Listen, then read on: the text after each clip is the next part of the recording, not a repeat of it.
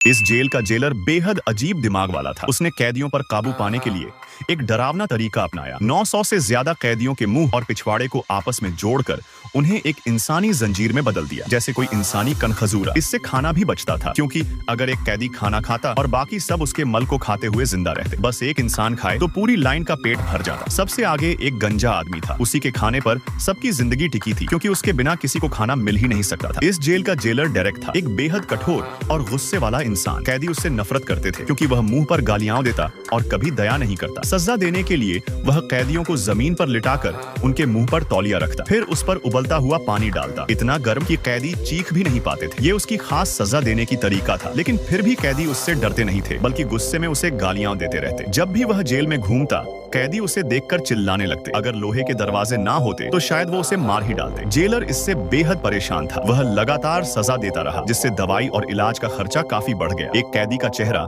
सजा से बुरी तरह जल गया था और उसके इलाज में लाखों रुपए खर्च हो गए। जेल का खर्चा इतना बढ़ गया कि मेयर ने जेलर को बुलाकर कहा, अगर एक हफ्ते में हालात नहीं सुधरे तो तुम्हें महिला जेल में सफाई का काम करना पड़ेगा। अब जेलर और भी गुस्से में था। उसे लगने लगा कि सारी मुसीबतों की जड़ ये कैदी ही है। लेकिन कैदी अब भी रोज उसे गालियां देते और उसका मजाक उड़ाते रहते। तभी जेल के सीईओ को एक खौफनाक योजना सूझी। क्यों ना सभी कैदियों को जोड़कर एक इंसानी कनखजूरा बना दिया जाए। सबके मुंह को अगले के पिछवाड़े से जोड़ दिया जाए, ताकि कोई कुछ बोल न सके और खाना भी कम खर्च हो। बस पहले आदमी को खिलाओ, बाकी सबका पेट अपने आप भर जाएगा। जो पैसा बचेगा वो कहीं और लगाया जा सकता है। जेलर को ये आइडिया बहुत पसंद आया। तो दोस्तों, पार्ट 2 के लिए सब्सक्राइब जरूर करें।